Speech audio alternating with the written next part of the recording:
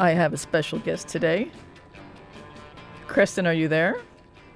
Yes, I am. Thanks very much for having me on. Oh, thank you for coming on the air. It is Creston Spiers, and so I just played two songs that are from this Patreon site. Would you like to talk a little bit about the piece Dad and the piece Hook? And is Dad a solo piece? Yeah, that's just me. All of the orchestra sounds are on a keyboard program, and the other instruments, the rock and roll instruments, are live mic'd. That song is based on a actual melody that my dad used to whistle a lot while he worked. Oh, there is a whistle in there. Drilled into my subconscious, and I always wanted to write a piece of music about it, so I did. The piece Hook? I kind of wrote that in the studio. Once again, that's me. And I just kind of played a drum track, and I made up music to go along with it. I was trying to keep it very simple and catchy. And, it's a real roll of the dice, and I think that song came out really well. Oh, so that's a solo piece too? Yes, ma'am. Oh, okay. All right. I mistakenly thought that was with Steven. So both of these tracks are from Patreon, which you're active through Patreon. Do you mind if I read what it says on like your homepage there? And it's, I guess for me, it's pretty new. You're the first person that I know who's really on here, although I did hear an interview with the person who created Patreon. It says, how are you able to offer such prolific orchestral output, the heaviest of heavy rock and chunks of insane guitar virtuosity, all at the low price of only $3 a month? And then it says, Creston looked at me as if surprised and he said, "What? That can't be right. Who the hell told you that?" Can you explain where you've been musically, and then what had you step into this, I guess, landing spot? Well, that was just me trying to be funny, obviously. It is funny. Where I've been really has been teaching. I had a teaching career that just came to an end last year. I retired a little early. And since I retired, I wanted to do music again, and I've always wanted to sort of record on my own. So I decided to go ahead and make the investment of the Logic Pro X and the little red box interface and a MIDI keyboard and a drum set, everything I would need to flesh out my own rock songs. And I just came across Patreon, really a friend of mine. I described to him what I wanted to do. I wanted a subscription service where people would pay automatically out of their credit card a very small amount every month, and it would be up to me to provide music. And he said, well, what I was describing was Patreon. He told me to go look it up, and indeed, it was just what I wanted. It allowed people to download music and allowed me to set something to public so you don't have to pay to hear it, and some things to patrons only so you do. And so far, it's been wildly successful, beyond my dreams. We're already making more money from this website than I think Harvey Milk ever made from any record labels. Wow. And Stevie came along a few months ago. He moved back from Mexico, and he's living with my wife and I now. And it's just, he came with a real wealth of already in the can tunes and a whole bunch of tunes to work up as Harvey Milk tunes. So when he came, that's when it became Harvey Milk again, I think, officially.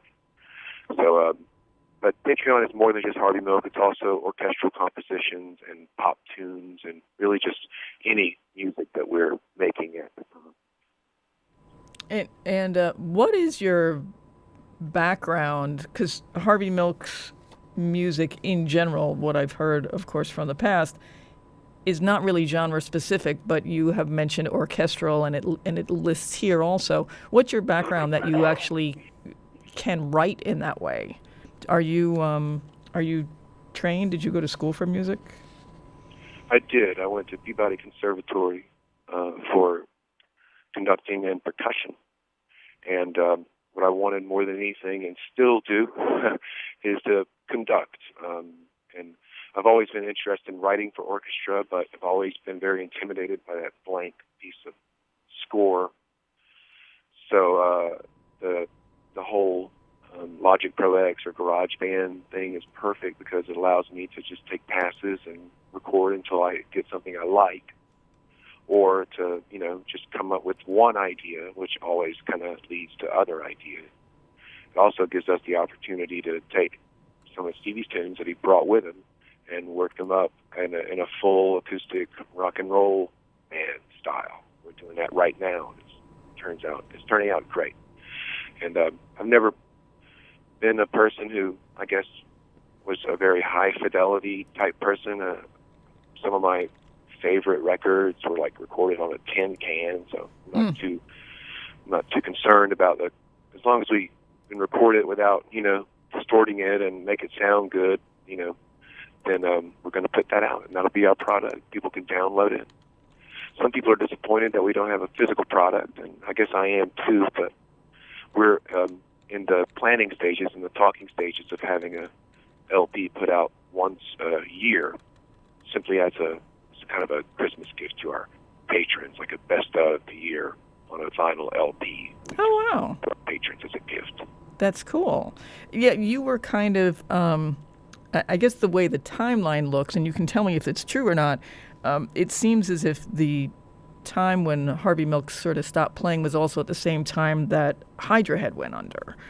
Did they actually coincide, or was there meaning to that, or is it just my...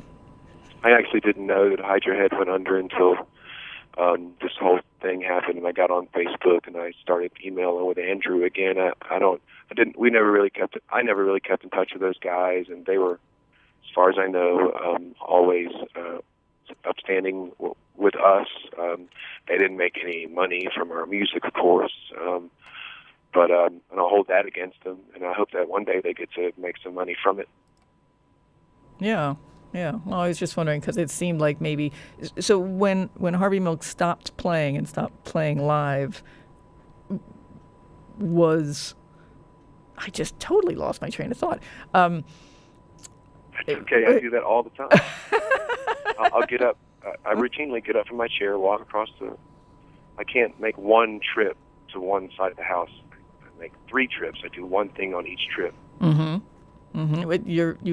I'm sure that your brain works on a whole lot of different levels. Anybody that I know who's written music, and now you say that, now I have just found out that you had this dream and went to school for conducting. I mean, just the pieces, you have to be able to think at like a level where you put things together in such a way that it really blows my mind.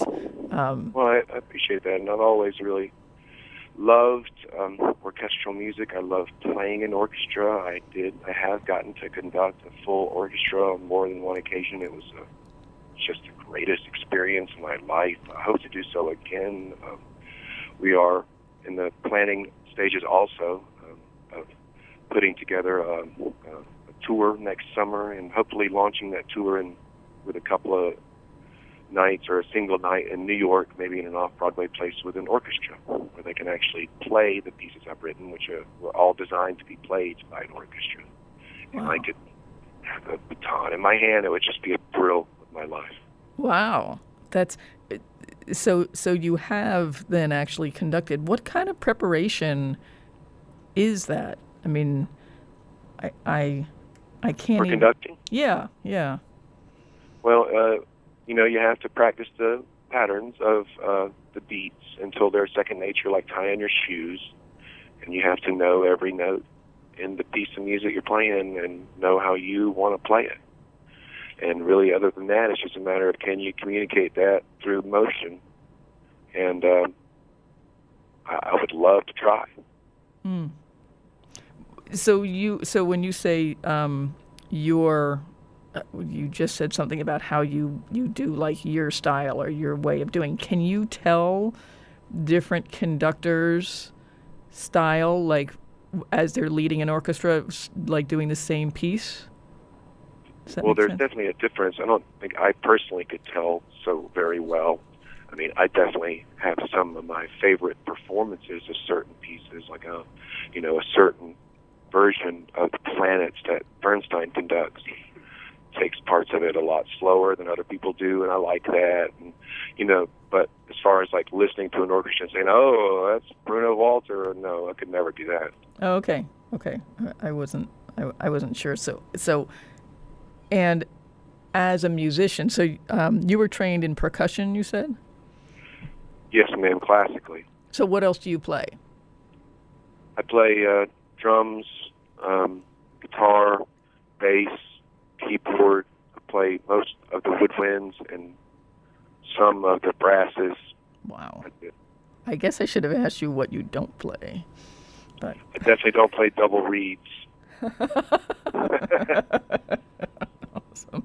Talk too much, Stevie says to that. So then, if you're a member of an orchestra and you're sitting there, what do you expect from the conductor? Well, as a percussionist, you expect the conductor to look you in the eye and give you a good cue for when your entrance is. Mm-hmm. Many times, a percussionist, especially if you're playing an older piece, will have to count out literally hundreds of measures of rest. Wow. Waiting for their opportunity to play. Yes. And I've played with some conductors, very famous, not very famous, but well-respected conductors who would just simply let, I don't know, you want a nice, clear cue from your conductors, and you want them to know what they want. Interesting. Very, very, very cool. So, if we can go back to the Patreon thing, so on your page, and I put a link up on the playlist for those of you who are following along at home, and please check the playlist if you're not on the computer. I put Creston's link to the Patreon page, and it says it's a $3 membership tier, and then I see that there's a $5 membership tier. How does that work? What's the distinction? $5 is everything that Stevie and I do together. $3 is everything that either one of us do alone. Ah. And that's it. I mean, $5 is all inclusive. Mm-hmm. If you just want to join for $3, and you'll get all of our solo stuff, but you probably won't get the stuff we collaborate on. Mm-hmm. Which, at this point, are you calling it Harvey Milk again? I'm sorry? At this point, are you calling your collaboration Harvey Milk again? Yes. Awesome. That's amazing. And is Patreon built in a way that that has like checks and balances? Like if you say, to sort of to be sure that artists make good on their promises, because the Kickstarter model, which a lot of people are familiar with, has sort of the same thing, and they have levels. And I've seen Kickstarters that have not fulfilled their promises, and they're a little bit more like single goal. This is more, and it's great because I see it's like, oh, you get supported. You are supported as an artist, and even if you have 100 people, you're getting $300 a month. It's really amazing. It's been more successful than we had hoped at this stage, and I would think that just the supply and demand. I mean, if you're shilling out $5 a month and you're not happy with the product, then next time that bill comes, you're going to say, "Hey, get on the phone. Let's cancel this." As long as we're providing a steady flow of quality content, then hopefully people won't cancel it. It'll just be one of those things that no one ever cancels, like Netflix, And that's what we would hope. But that's up to us. We have to provide the quantity and the quality of content to make people keep paying that money every month. Right. Yeah. I read I listened to an interview with the fellow who developed Patreon, and he was talking really about what it has been like. And I don't know if he's a musician. He may be more of an artist in a different way. But how, especially though musicians have lost out with this whole, downloading, and there's a whole generation of people that expect music to be free. And he said, that we are slowly shifting this, and that Patreon really can make it so that a musician does get paid. And it's perfect, really, because if I have a subscription to everything that you do, I mean, if I'm a fan, it's just like this is perfect. I get it. Now, is is it emailed to people, or is it just that you can access the site whenever you want to? I believe the site is kind of like Facebook and other social media sites where you set up an account with a username and password, and you set up your PayPal to connect to it, and then just subscribe. And I think it's ideal, really. It kind of brings back to my mind like the old days, and if you needed a blacksmith, you go down to the blacksmith and you pay him money and he gave you a service. So that's what we're trying to do, is like allow people to pay us directly for a service. Yes. Service is really no different. It's a craft like any other craft, and if we do a good job, then people will come back and pay more. Have your personal habits in terms of creating music, have they changed because of this? Because you're aware that you should be, that you've promised to output something every month. Like, in general, in the past, did you output so much that doesn't change really your habits? Or did you have to kind of be like, oh, it's the end of the month and I got to, put something out there? Or that hasn't happened yet. I mean, I'm sure it will. My musical habits have definitely changed, not so much because I've entered into this agreement with my patrons as it is just having all of this equipment to do things with now. I never had that until recently. So I'm still in a honeymoon phase of just loving doing it. I'm sure it'll get to the point where one month I'll just have to, play feedback solo for half an hour and throw that up on the 31st and just pray that everyone forgives me. That's awesome. and they will. They're your patrons. I mean, yeah. I'll have a chance to make up for it the next month at least. Yes. That's it's really cool. It's very, very unique, and it may be something that is solved, an issue that a lot of musicians feel that they've had. I know that I never heard of it before I got involved with it, and everyone I tell about it has also never heard of it. And almost all of almost all of the pledges I've gotten come from people who don't pledge to any other Patreon creators. Yeah. So hopefully it'll catch on, because already we're scheduled to make close to $9,000 this year, which is, I can't tell you how much more that is than we've ever gotten from any record label ever. Right. So, it's really exciting for me and Stevie. It's a way for us to make ends meet and also do what we love to do. It's wonderful. I mean, and $5 a month is nothing to somebody who cares. It's a lot to ask from one creator, But, yes. I think Harvey Milk is in a unique position, perhaps, in that people who like us tend to really like us and tend to be almost, on the completist side. Like if there's a record out, they're going to go and get it.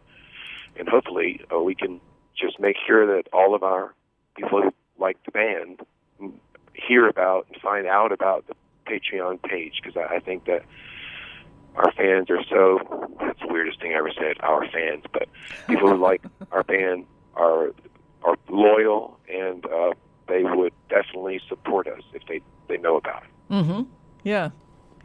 Well, that's it seems to me to be a really good model, and I'm very excited that you're taking part in it, and it makes a whole lot of sense, and I'm very happy that you're making music, and especially because you've got all this new stuff. It's been kind of a new lease on life for me. It's totally changed my attitude. I've been much happier, and it's been great. And I really appreciate the opportunity to come on and plug the Patreon page on your show. I want to say thank you again.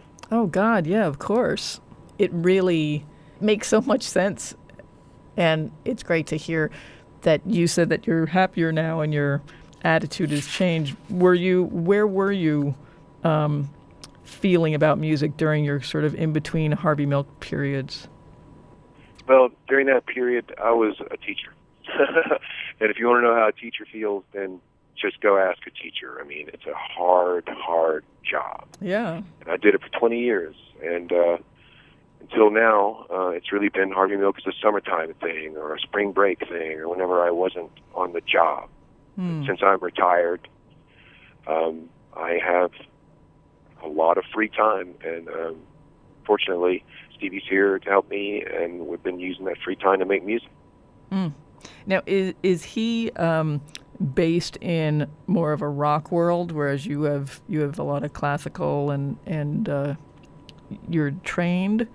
Would we? Oh yeah, you couldn't have said it better. I mean, Steve has an encyclopedic knowledge of all music, but especially heavy metal and rock music. I mean, yes, he has got both feet planted right in the middle of Judas Priest, and it's just awesome. I mean, he's the reason that Harvey Milk is sometimes called a heavy metal band. How did you guys meet? I had moved to Athens, Georgia from Philadelphia back in '91, I believe it was. It was just after the first Gulf War. And I was putting up flyers for musicians. I knew that Athens was a music town. And I put up a flyer in a record store that Stevie worked at. And he actually came, he came right out and said, "Hey, did you put up this flyer?" I guess because I had put Kiss as my only influence. And I guess this was before liking Kiss was too cool again. And so we kind of bonded immediately on the fact that we were huge Kiss fans. And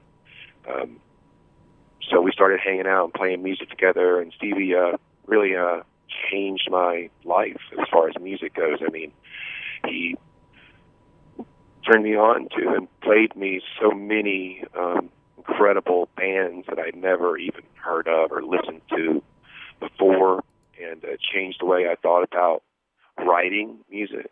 I thought that perhaps it would be possible to write music for a band that I would have only considered writing for an orchestra before.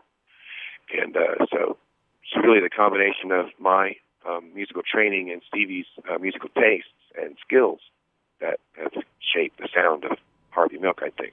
So you said the flyer said Kiss on it. Was it you wanted to start a band flyer? Yes. Oh. We have a question from a listener who says, could you please speak to how your classical influences shaped your heavier compositions? I think in writing for Harvey Milk, I tended to write in a major key a lot, which not intentionally, but sort of had the effect of making it stand out, because not a lot of heavy bands play in major keys. They tend to play in minor or bluesy rock keys. Also, I tended to write for each instrument, and we tended a lot of times to present melodies in unison rather than just sort of the drums playing a beat, the guitars playing over it. I think that Harvey Milk was orchestrated in a way. Yeah. Much like a larger orchestra would be. And I always wrote sort of from that point of view, like how to present each piece of material in a strong way, and longer pieces. Like I said, when Stevie first played me the Melvins, the first time I'd ever heard them, absolutely changed the way I thought about writing rock and roll music. Not just because they played low and slow, which I thought was really cool. When I first heard them, I thought, okay, these guys are Kiss fans, and they really dig the end of Black Diamond, because this sounds like the end of Black Diamond, and I just immediately connected to that sound. But also because they played longer pieces of music, and I thought, wow, you can play a 9-minute piece of music and have it, move slowly, have the notes be long in a rock band. That was really cool, I thought. So I kind of, we Harvey Milk began, I would say, as a band that wanted to be the Melvins. So when you have, from time to time, brought in a second guitar for live, do you treat that as another section of the orchestra, or was that to reinforce the guitar sound, or just a whole nother section? When Joe joined us for a tour and a record on guitar, Joe Creston I'm speaking of, from the Thrones to High on Fire and the second rhythm guitar player, much like any rock band. He would kind of just reinforce what I was playing and add that other layer of sound. I didn't rewrite anything to take into account another voice had joined the band. We just kind of thickened up our sound. It sounded great, I thought. Oh yeah, it did. And thank you. You guys played the FMU South by Southwest showcase during that period of time. And that's right. Yeah, that was wonderful. I got to engineer that for our recordings here. Which is, my daughter lives in Austin now, so I'll be spending a lot of time there. Oh, cool. Oh, yeah, Austin's a nice music town. It is, yeah. Yeah. A question from a listener: how did the band initially arrive at choosing the band name Harvey Milk? Well, we were trying to think of a name. Everyone, me and Paul and Stevie, were all coming up with ideas, and we got it down to a list of 3 names: Truck, Rip Torn, or Harvey Milk. We chose Harvey Milk because 2 things mainly. Number 1, it was a person's real name, and number 2, it was just really interesting sounding. But another reason, which is the reason I suggested the name Harvey Milk in the first place, was because of who he was. I mean, I don't know if you're familiar with the movie The Times of Harvey Milk. It was a documentary made a long time ago. When I was at Peabody, I actually saw this documentary on broadcast television, not knowing who Harvey Milk was. Unfortunately, I missed the first 5 minutes or so of the documentary, and if you see the documentary, you'll see that the story starts out with Harvey Milk's death and then flashes back to tell the story of his life. I didn't see the beginning, so I just saw the story of his life, which led up again to his death at the end, which at the time, I guess I was ignorant of history, but at the time I did not know his story. And it really just the story of his life, growing up, being gay, becoming a politician, winning over people of all stripes, and then being gunned down in the way he was just so shocking and to me, that I never forgot about Harvey Milk ever since that day. So we were suggesting names for the band. I thought, hey, it'd be cool. Harvey Milk's a cool sounding name. Plus, it has the added bonus of actually being this fellow's name who's, as far as I'm concerned, should be right up there with Gandhi and Martin Luther King Jr. as some of the giant, figures of peace and wisdom of our time. Yeah, that's noble and very, very true. Very cool. But when we chose Harvey Milk, of course, everyone assumed, I guess, that we were making fun of him and somehow, which I never really understood. But that was never even a slight part of it at all. And I think, though, a lot of people didn't know that the name Harvey Milk was a real human being, because Harvey is kind of one of those, like, you're not going to name your kid Harvey unless you're naming him after somebody. I mean, apologies to anybody who's named Harvey, but it's not, I would guess it's not on the list of, like, most popular names. And the last name... It's a funny sounding name. Yes. I grew up being called Larry. My middle name is Lawrence, and I'm a junior, so my father was Creston, so my parents called me Larry, and I always hated that name. I couldn't wait to move away so I could introduce myself to people as Creston, because Larry's just a stupid next door neighbor in every horrible sitcom, and Harvey's the same, it's just a funny sounding name. You think of someone named Harvey, he's got to be funny looking, and it turns out Harvey Milk was funny looking, so right, that was good. Right, yeah, and the last name Milk is unusual. I've never heard it before, so sounds like a made-up name. Yeah, I think a lot of people probably thought that before it was necessarily making fun of, and this is funny, but it brings his name back. People will actually maybe investigate and go, oh my God, or they'll put in Harvey Milk and something else will come up on Google. And be like, oh my God, this is a real person. And then if you're a fan of the band, or even knowing that a band has named themselves that, would then give you the opportunity and the choice to maybe take a second look and go, well, wait, who is this person that this band named themselves after? I would think that it must have happened. Somebody out there must have learned about him just because they heard of this band. A lot of people, I'm sure. So it's really, really cool that you chose that name for that reason. It's also really cool that he has had a kind of a resurgence over the past 10 years in his reputation and his importance in our history. It's well-deserved, I think. Mm-hmm. Yeah, definitely. Well, thank you for that. And another listener wants to know, what instrument do you play in the orchestral setting? I know you had spoken a little bit before about being about what it's like to be the percussionist. Have you played anything aside from percussion in orchestral?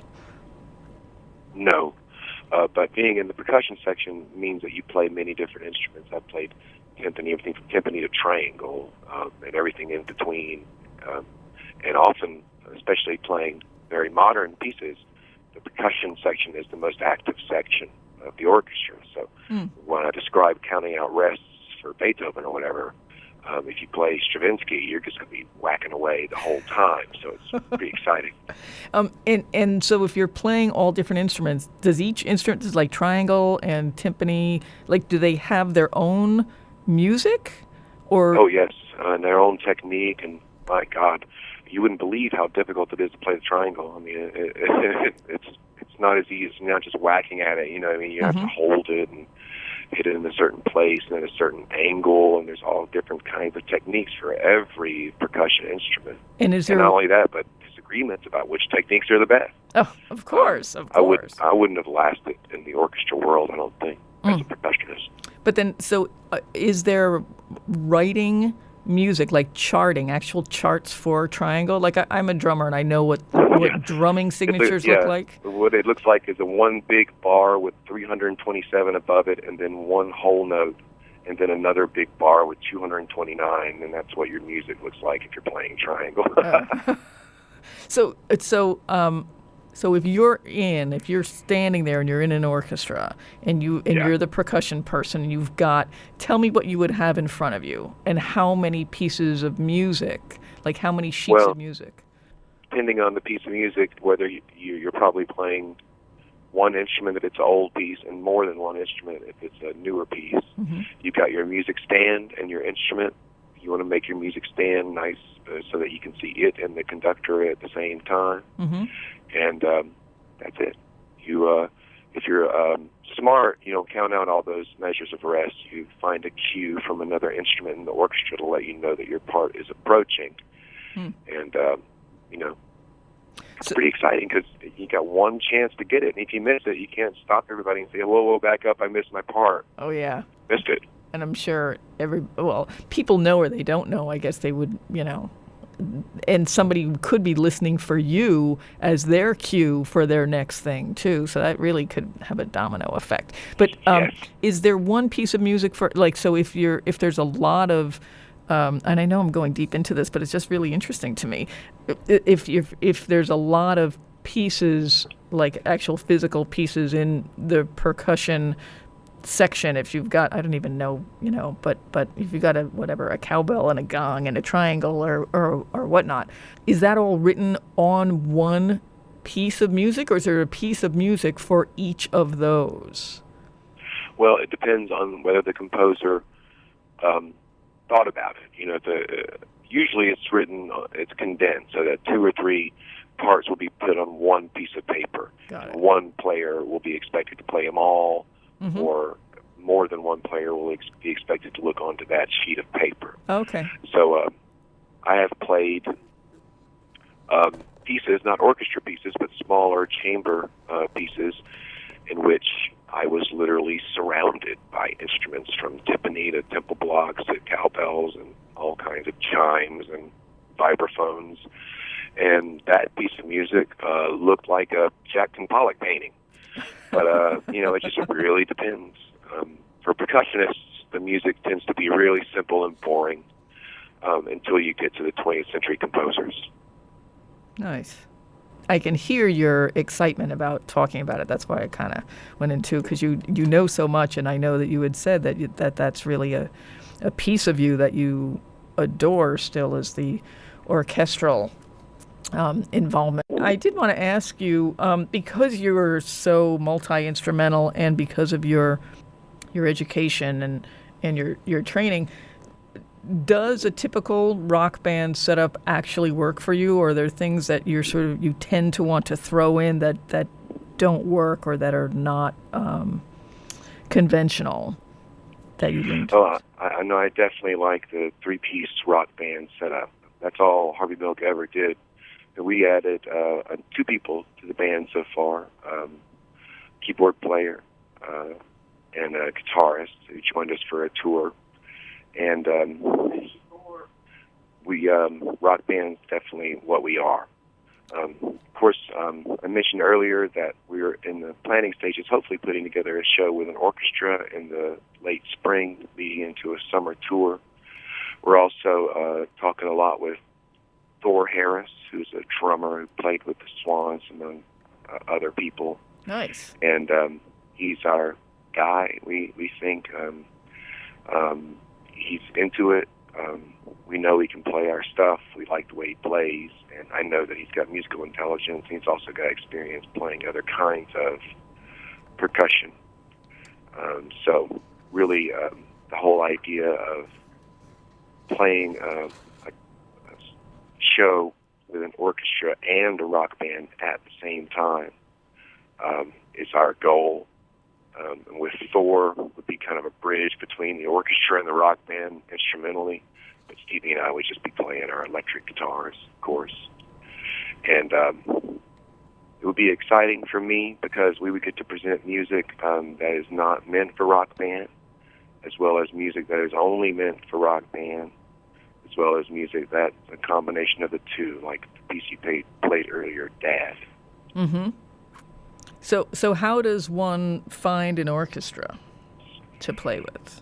I don't know the answer to that question. I wish I did. If anyone listening has an orchestra or knows of an independent orchestra that would work for, standard union wage, which I would try very hard to make sure that they were paid. We're looking. The pieces I have are not difficult. I'd say they're probably grade 3, if you're familiar with that system. I would like to rehearse them, although I don't really expect to be able to conduct them during their performance, although I would love to do that as well. Mm-hmm. But I would want to practice them up. And it wouldn't be hard. I think an orchestra could do it in a week if we could practice every day for about 3 hours, hour and a half, take a break, another hour and a half, and we'd be ready for a show. Well, I think it'd be exciting. You make it sound very doable. What size orchestra would be ideal? Like 2 people per string, 1 each per wind, except for French horns and trumpets, and 4 or 5 percussionists. That would be a dream come true. Are you excluding French horns and trumpets, or you're saying you want more of them? You would need at least 3 French horns and at least 2 trumpets. Wow. No matter what. Wow. All right. So, folks, there's a little call out there, and very... Absolutely. Anyone out there who plays in an independent orchestra that would be interested in performing with a rock band in New York late spring. Oh, so this is... definitely contact me. So you've targeted New York. For sure. Well, we have connections in New York. We have friends in New York. We have people who would work for us in New York. So that's probably where we would do it. Nice. So you said that this would tie in, because this question, so I'm going to ask you this question. You said it ties in with talking about an orchestra. Someone wants to know about kitchen appliances mixed into the quieter parts of Courtesy and Goodwill. There is a vacuum cleaner in Courtesy and Goodwill towards the end of the first song. It was a special effect I had actually used in an orchestra before. I played vacuum cleaner in an orchestra, I played hair dryer in an orchestra, played typewriter in an orchestra, played sledgehammer in an orchestra, played chains. You'd be amazed what composers will think of to be a percussion instrument. I once took a sledgehammer and beat a wooden box that had a microphone inside of it. That was the instrument I played. Wow.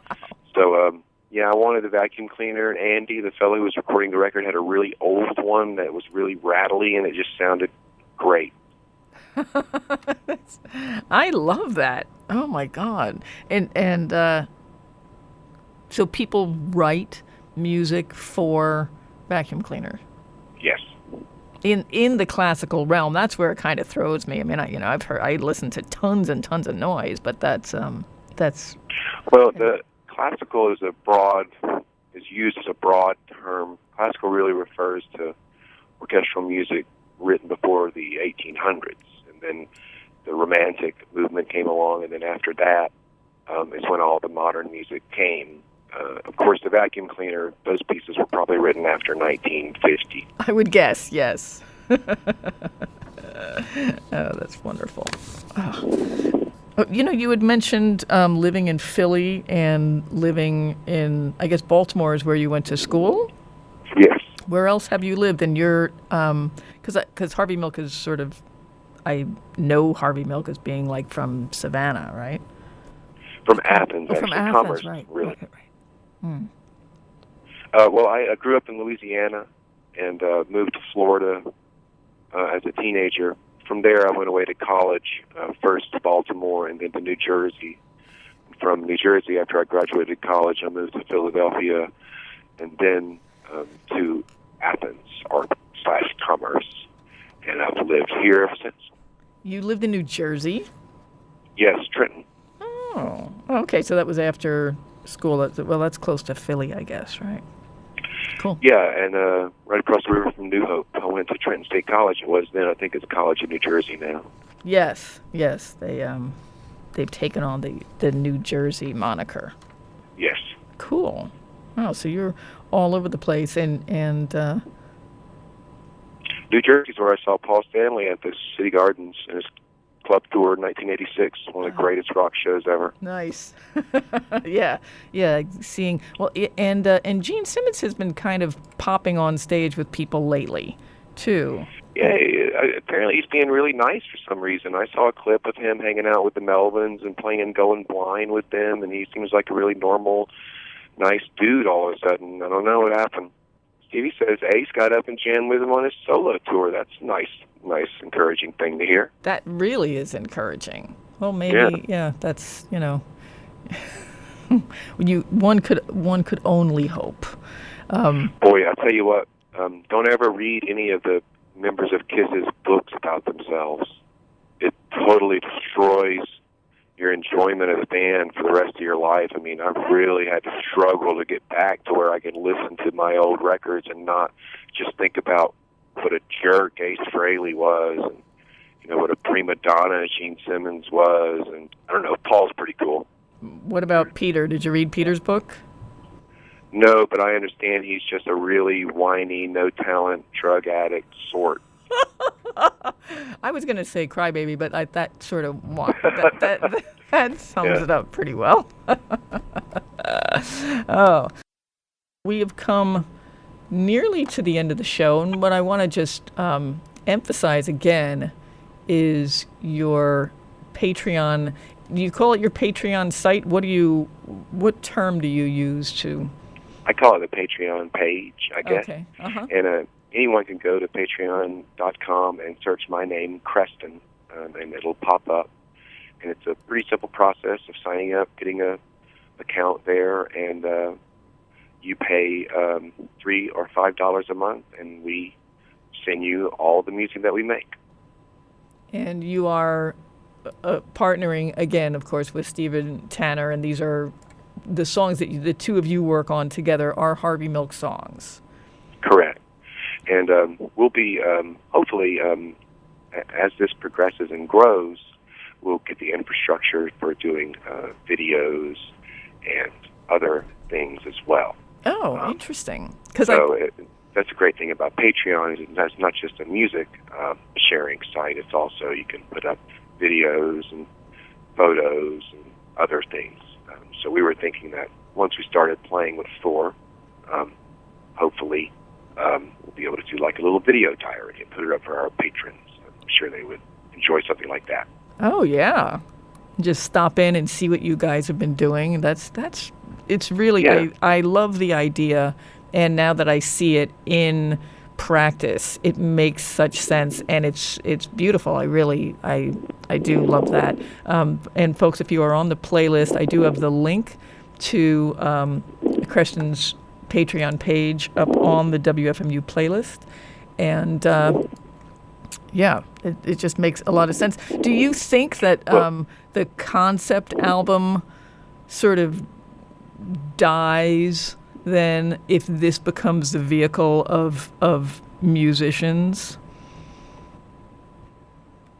I'm sorry. Repeat the question. Is it about concept albums, or do I miss here? Yeah, I'm just thinking off the top of my head, but it's kind of like it seems as if so the cycle of a record, right, is like, oh, you record an album, it's got a release date, you go through media, then you tour, and now it's like you can just put a riff up on Patreon, right? You don't even have to have a completed song, and you can just go through so much of the process.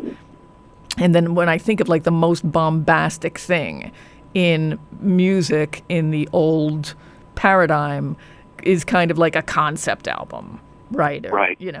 Kind of. Well, it's a different process for sure. Because like you say, if you're a working band, then what you do is you make a record, you put the record out, you go on tour, and then when you're on tour, you write another record, and then you go home and repeat. With us, it's different. We can put up things that are not quite finished and continue to work on them. And for some fans, that might be interesting in and of itself. I mean, if you download from our page every day, what you'll end up with is an evolution of each one of these songs. And we can go back, and with a record, there's a lot of pressure, because you're usually paying a lot of money to do it, and you have to do it in a certain amount of time. And once you're done, and it's going to be that way forever. And none of those things apply to us. We do it in our own time. The investment necessary was minimal, and we can go back and change our products at any time. They're living documents, so to speak. So there's good things and bad things about that, but I think the good outweigh the bad in all. Well, so maybe you will put out a concept album through Patreon at some point. And you did say that you also toy with the idea of putting out actual releases. Maybe, I don't know if you meant at the end of the year or whatever, but to sort of collect what's been out on Patreon. I would like to be able to do that, because I think it'd be something nice for our patrons to have, like a souvenir of their investment in the band. Also, it would give us something to sell when we go on the road. That's an important part of a band's income when they're on the road, is selling their product. Yes. And so it would benefit us as well. Right. Yeah. I've learned so much about this. I just love. I kind of feel like, I gotta go on this site and really poke around, and I would invite listeners to look as well, and of course to support you. You've been a wonderful guest. This has been such fun. Thank you. It's been a lot of fun for me.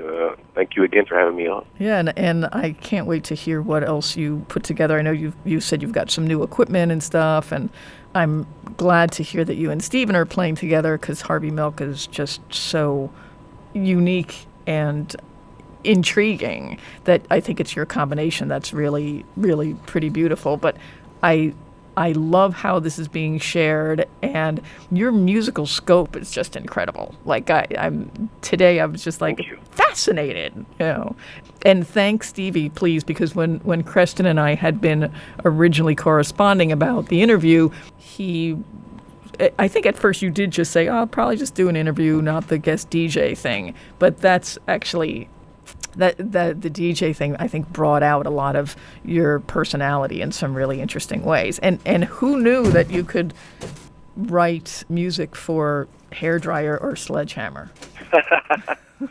Yeah, who knew? Awesome. Well, I'm sure you can write music for car crashes, but you only get to perform it once. Have you said that before? No. That's funny. Creston Spiers, thank you so much. And Thank you. I'm really excited to have had you on the show. Be sure and enjoy the rest of your day, and maybe we'll maybe we'll have you on again if you come up and you get the orchestra thing going in New York.